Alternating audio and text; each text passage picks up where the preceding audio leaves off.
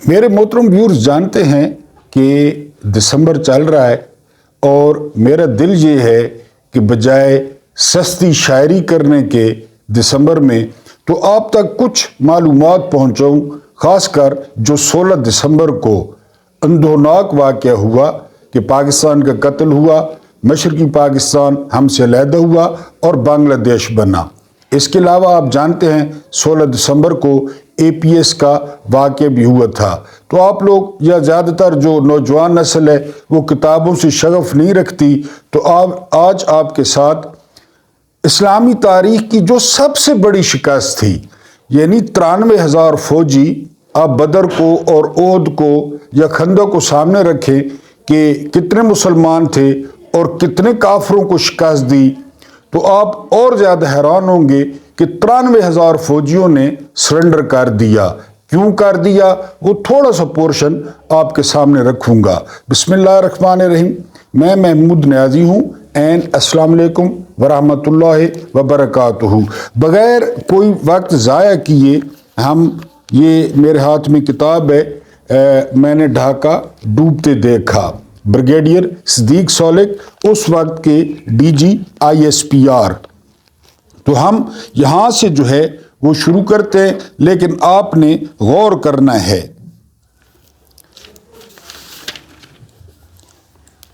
General Niazi और general Arora वहाँ से सीधे रमना रेस कोर्स ग्राउंड, जिसे सोहरवर्दी ग्राउंड भी कहते हैं, गए, जहां सरेआम जनरल नियाज़ी से हथियार डलवाने की तकरीब मुनक्किद होनी थी। आज यहाँ दूसरी तरह का ऐलाने आज़ादी होने वाला था, जिसका नज़ारा करने के लिए लाखों बंगाली मौजूद थे। यूँ मालूम होता था कि जनरल नियाज़ी की तज़लील का मंजर देखने के लिए सारा शहर उमड़ आया है।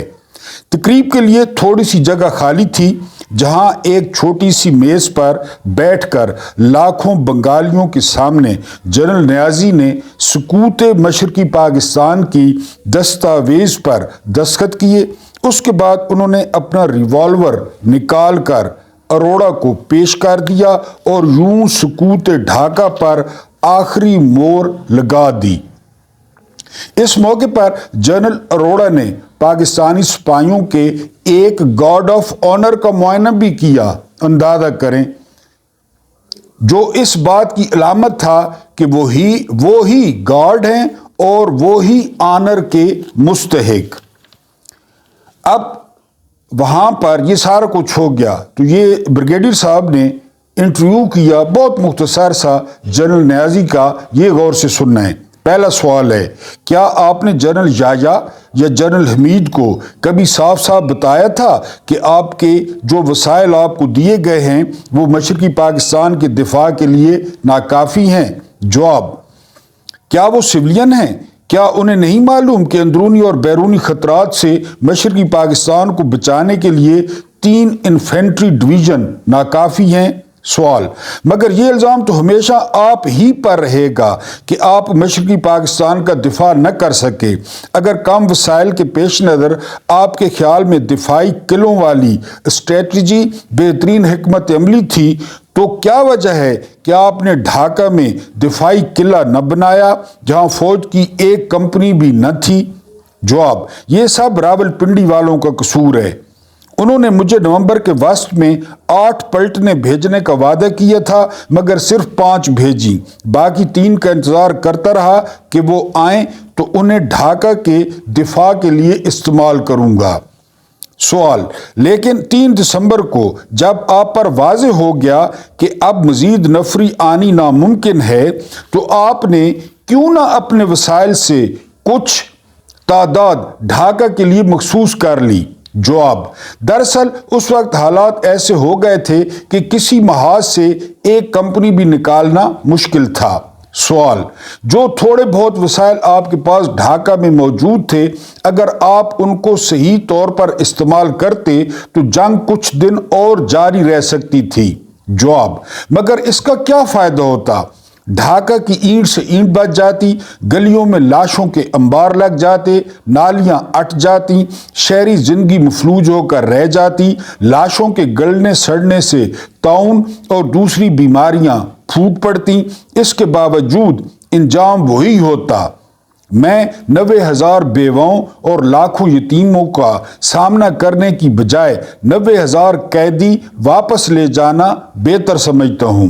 सवाल, अगरचे अंजाम वही होता मगर तारीख मुख्तलिफ होती। बड़ा अहम जो है ना वो सवाल है। अगरचे अंजाम वही होता मगर तारीख मुख्तलिफ होती। इससे पाकिस्तान की अस्करी तारीख में सुनहरा बाब लिखा जाता। आइंदा दुश्मन को हमारी तरफ आंख उठाकर देखने की जुर्रत न होती। ये आखिरी सवाल था और इसका जवाब जनरल नियाज़ी खामोश रहे। अब इस पे आप लोग तबसरा कर सकते हैं, आप लोग इस पे कमेंट्स कर सकते हैं। ये जो कुछ हुआ मैंने बताया कि 16 दिसंबर खबरें वही हैं। कोहाट ने नौशेरा का और बाजोड़ का रिकॉर्ड तोड़ दिया है।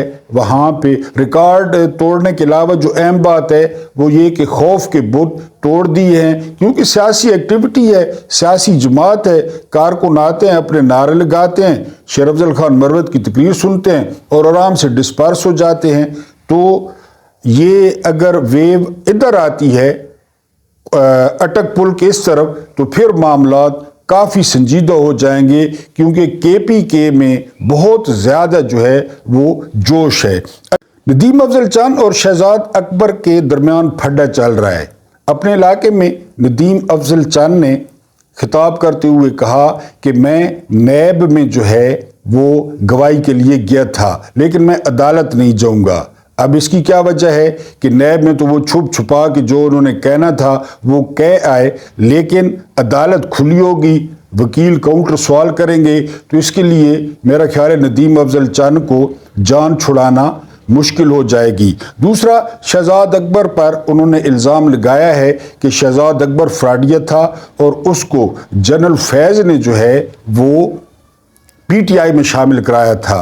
पलटकर शहजाद अकबर ने जवाब दिया है कि नदीम अफजल चंद उस तवाइफ से भी बदतर है जो जाने वाले गाहक का गिला नहीं करती, और नदीम अफजल चंद को लेफ्टिनेंट जनरल नदीम अंजुम जो मौजूदा DG ISI हैं उन्होंने दोबारा पीपल्स पार्टी में शामिल कराया।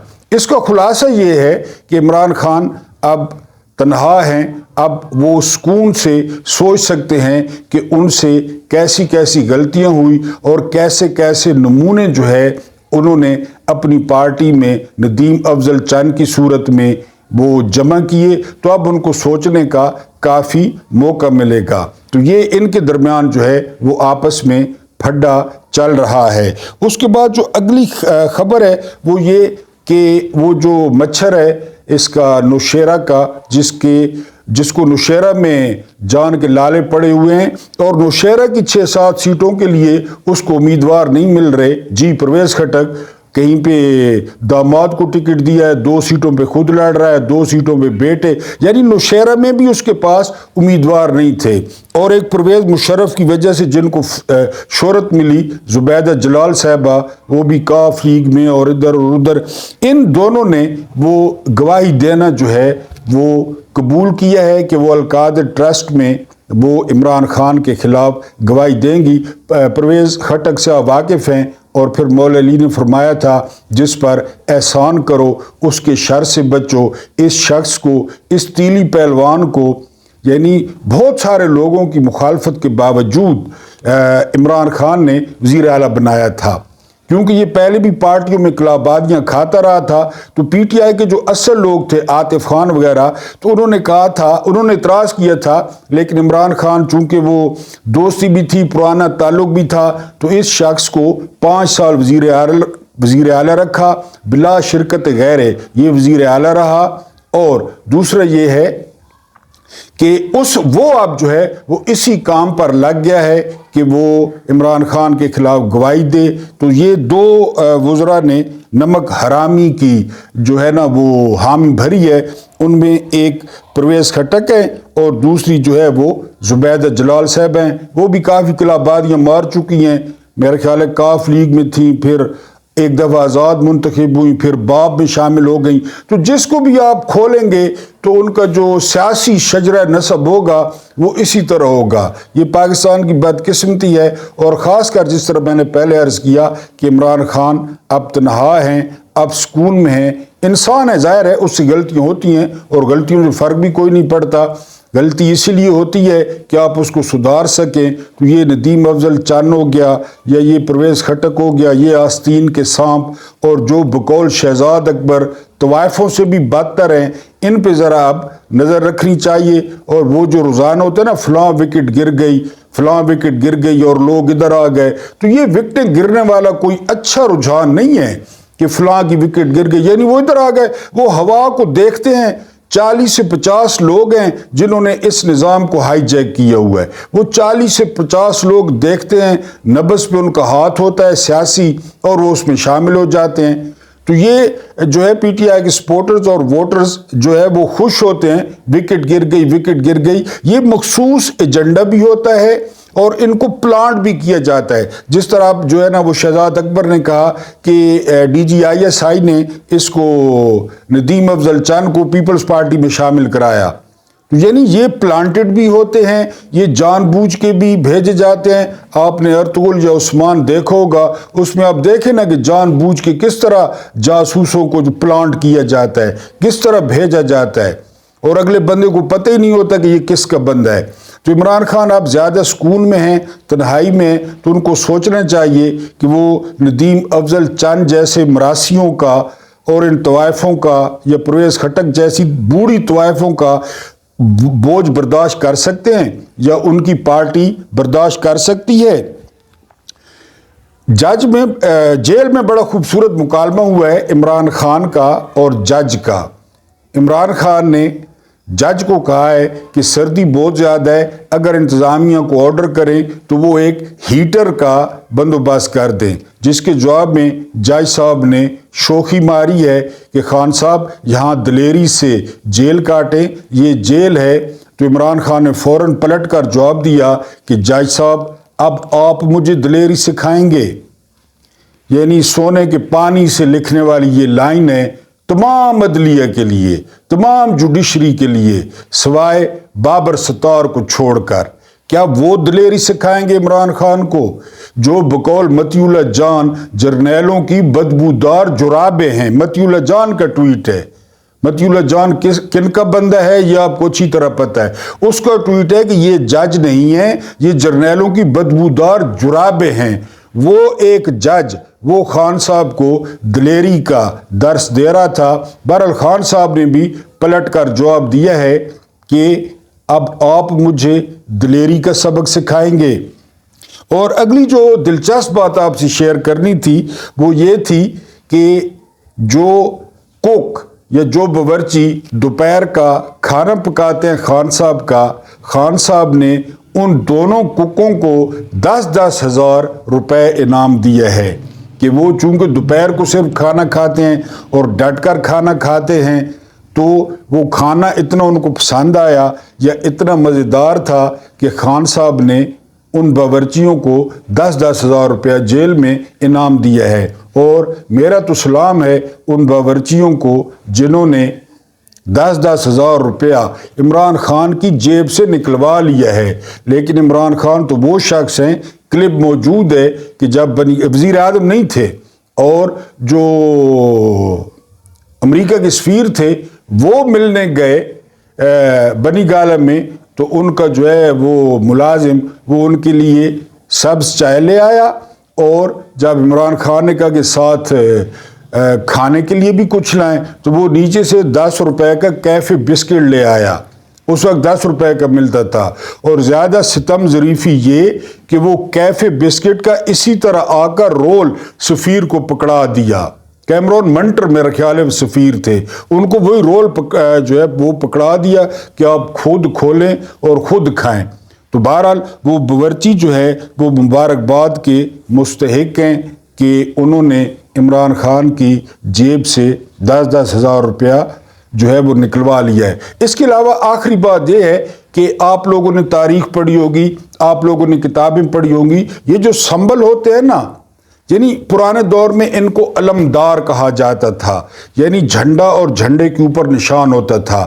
اور آپ نے اکثر پڑھا ہوگا کہ جب علم گرا، جھنڈا گرا تو لشکر بھاگ کھڑا ہوا کہ بس جی اب ہمارا جھنڈا گر گیا ہے۔ تو یہ جو نفسیاتی جنگ جاری ہے عمران خان اور پی ٹی آئی کے خلاف، وہ جنگ یہ ہے کہ ان سے نشان واپس لیا جائے، اور سادہ لوگ خاص کر جو دیہاتوں میں، کیونکہ بلہ نقش ہو گیا ہے عوام کے دلوں پر اور عوام کے ذہنوں میں، بلہ نقش ہے۔ اب وہ کسی طریقے سے یہ نظام اور چودھری نظام دین یہ بلہ واپس لینا چاہتے ہیں، اور اس کے لیے وہ نفسیاتی حربے استعمال کر رہے ہیں۔ کبھی انٹرا پارٹی الیکشن پہ اعتراض کر دیتے ہیں، کبھی عمران خان کی چیئرمین شپ پہ اعتراض کر دیتے ہیں، کبھی کہتے ہیں یہ الیکشن ٹھیک نہیں ہوا، کبھی وہ اکبر ایس بابر اپنے پالتو اور پلانٹڈ کو باہر نکال لاتے ہیں، وہ ریٹ جس کا کوئی تعلق نہیں ہے وہ ریٹ دائر کر دیتا ہے۔ تو بقول صابر شاکر کے ان کا پروگرام یہ ہے کہ پی ٹی آئی سے بلہ لے کر وہ دے دیا جائے جہانگیر ترین کو، استحکام پاکستان پارٹی کو، تاکہ لوگ ٹھیک ٹھاک کنفیوز ہوں۔ اور یہ جو سمبل ہوتا ہے، میں نے پہلے عرض کیا کہ اس کی بہت زیادہ اہمیت ہوتی ہے، جس طرح میں نے بلہ کہا کہ بلہ اب لوگوں کے ذہن میں اور دماغ میں نقش ہو چکا ہے۔ اس کے علاوہ وہ راج کماری جو ہیں، جعلی راج کماری لاہور کی، جن کو جان بوجھ کے بنایا گیا ہے ورنہ ان کی اتنی سیاسی اوقات نہیں تھی، اس نے مریم صفدر نے گجرات میں جلسہ کیا ہے اور حسب معمول ٹھوس ایک دوسرے کی طرف دیکھ رہے تھے۔ میں نے آپ کو بتایا کہ بریانیاں دیتے ہیں، نان دیتے ہیں، پراٹھے دیتے ہیں، پھر بھی لوگ نہیں جاتے۔ تو وہ ان کا ایریا بن رہا ہے بار بار، وہ قصور، گجرات اور گجرانوالا، اور پیغام یہ میرا خیال ہے لوگوں کو دے رہے ہیں، یا گجرانوالا یا گجرات، یا ان کو خود بھی سوچنا چاہیے کہ پاکستان میں کیا ہم سب سے کم پڑھے لکھے لوگ ہیں جو یہ بار بار چور چکے یہاں آتے ہیں اور آ کر لوگوں کا دماغ کھاتے ہیں، فضول باتیں، جھوٹ، بکواس، ایویں الزامات، نہ جن کا سر ہے نہ پیر ہے، اور کوسنے، وہ ڈائنوں کی طرح کوسنے دینا، تانے دینا، یہ ٹوٹل ان کا ویژن ہے۔ تو گجرات میں بھی جلسہ ٹھوس ہوا ہے۔ یہ آپ کا اپنا ڈیجیٹل پلیٹ فارم ہے۔ میں نے ایک ویڈیو میں اپنے ویور سے، محترم ویور سے درخواست کی تھی کہ دسمبر میں ہماری جو سبسکرپشن کا ٹارگٹ ہے وہ 50,000 ہے، تو اس کے لیے کوآپریٹ کریں اور کم از کم اپنے 5 دوستوں کے ساتھ ویڈیو جو ہے یا چینل کو شیئر جو ہے وہ کریں اور سبسکرائب کروائیں، اور اس یوٹیوب فیملی کو بڑھانے میں، میری روزی مزید آسان کرنے میں مدد کریں۔ اللہ پاک آپ لوگوں کو آسانیاں عطا فرمائے اور آسانیاں بانٹنے کی توفیق عطا فرمائے۔ مجھے برداشت کرنے کا بہت بہت شکریہ۔